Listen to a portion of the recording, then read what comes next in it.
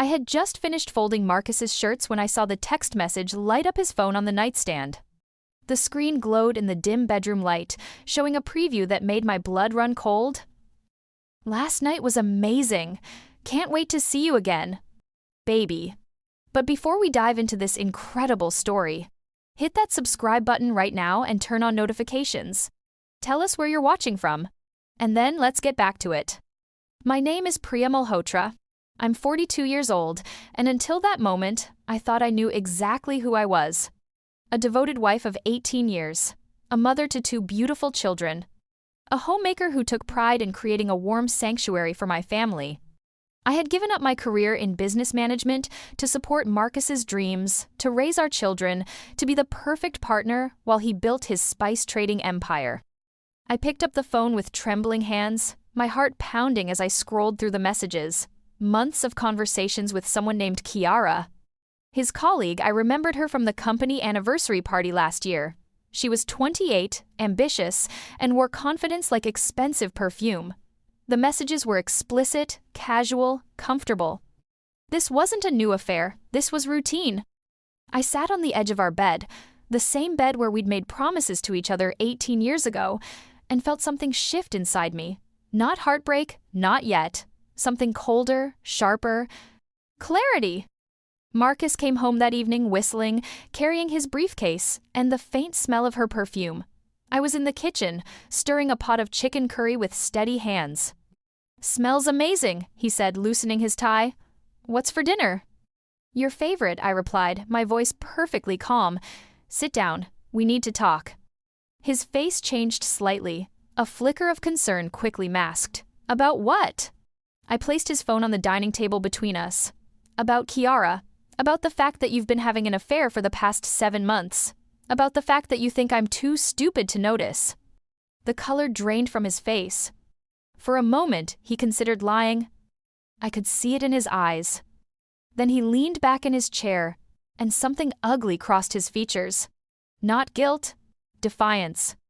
"So, he said, his voice taking on an edge I'd never heard before. "Honestly, Priya, what did you expect? You let yourself go. You're so focused on the house and the kids that you forgot how to be interesting. Kiara is vibrant, exciting. She understands the business world. She speaks my language." I felt each word like a physical blow, but I kept my expression neutral. "So, this is my fault?" "I'm not saying it's your fault," he said, though his tone suggested otherwise. "I'm saying we've grown apart. Maybe it's time we both admitted this marriage has run its course." "How convenient for you," I said quietly. "You get to start fresh with your exciting young girlfriend, while I'm left with nothing after giving up everything for you." He had the audacity to look annoyed. "Don't be dramatic. You'll be fine. You can have the house, and I'll make sure you're taken care of financially. I'm not a monster." "How generous," I replied, standing up. "I want a divorce."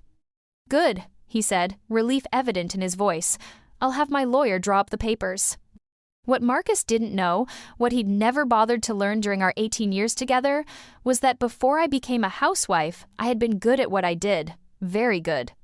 I had a degree in business management from one of India's top universities. I had worked for a consulting firm that specialized in supply chain optimization. I understood markets, logistics, and most importantly, I understood the spice industry. Marcus's company, Malhotra Spice Trading, had started small. But over the years, I'd been the one helping him behind the scenes, the one analyzing his contracts, the one suggesting which suppliers to work with, which markets to enter. He thought his success was all his own brilliance. He'd forgotten that I was the one who'd laid the groundwork. That night, after Marcus moved his things to the guest room, I sat at my laptop and began my research. The spice industry in India was worth billions, and Marcus's company was a mid-sized player. Successful, but not dominant. He had good relationships with suppliers in Kerala and Karnataka, but his distribution network was limited to major cities. I knew his business model intimately because I'd helped build it.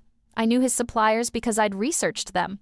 I knew his profit margins because I'd reviewed his books for years.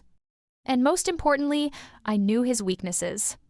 Over the next few weeks, as Marcus's lawyer sent over divorce papers that were insultingly one-sided, I was building something of my own.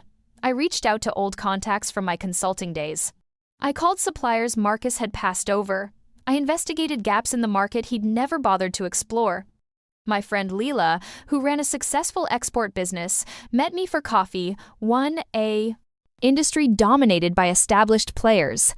"I'm not starting from scratch," I replied, showing her my business plan. "I'm starting with 18 years of insider knowledge." Her eyes widened as she reviewed my projections.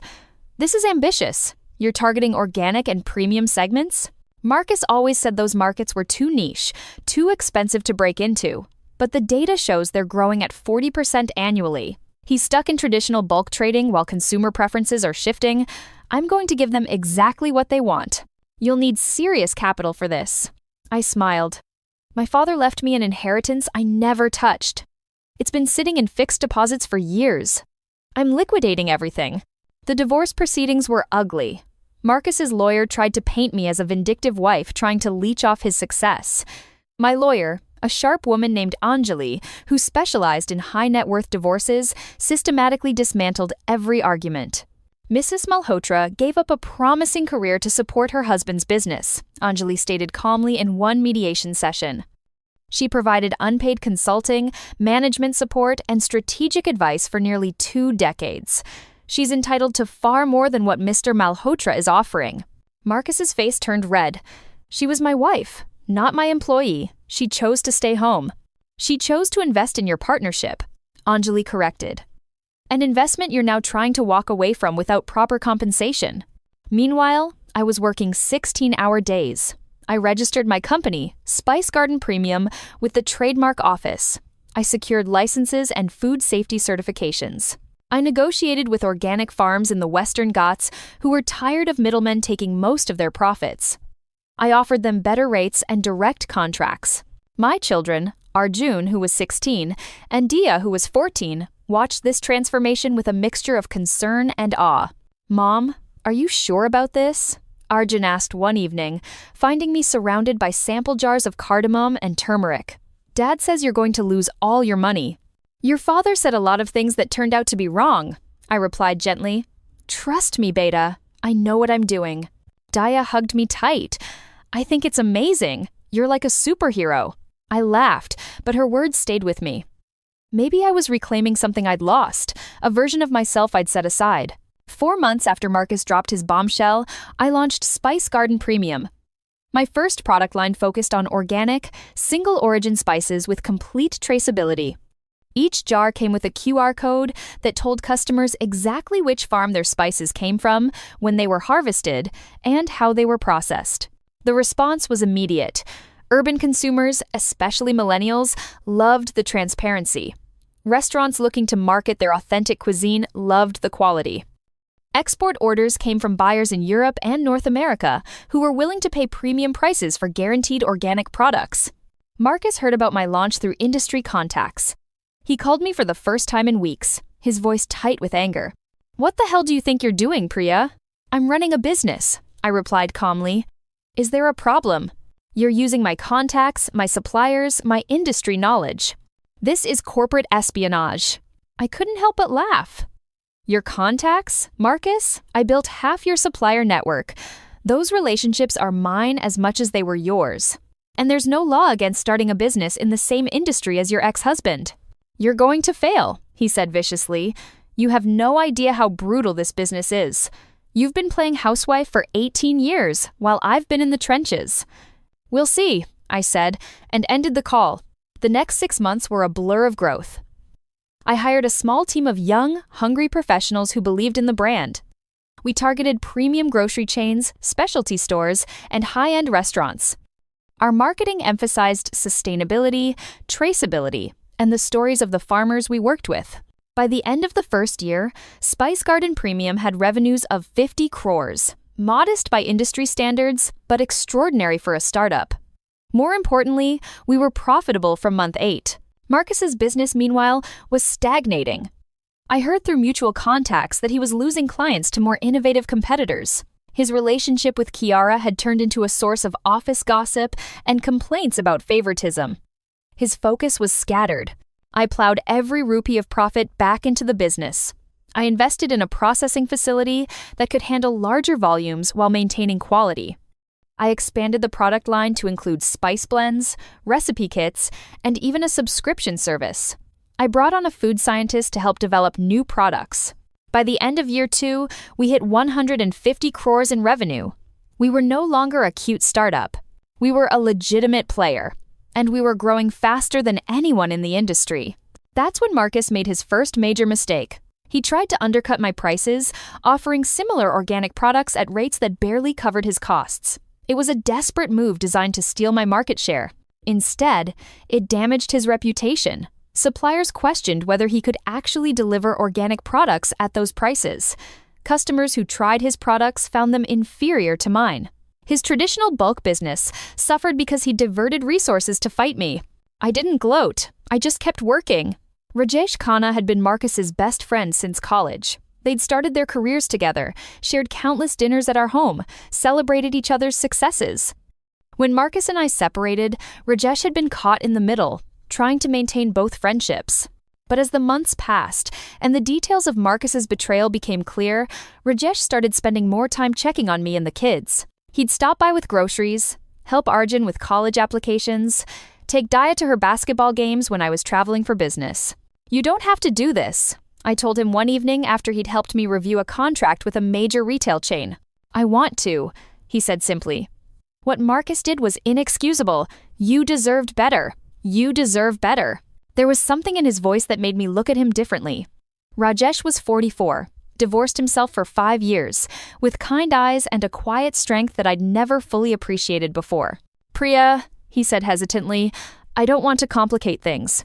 But I need you to know that watching you build this business, watching you rise from the ashes of what Marcus did, it's been incredible. You're incredible." My heart skipped. "Rajesh, I'm not sure I'm ready for anything like that. The divorce isn't even final yet."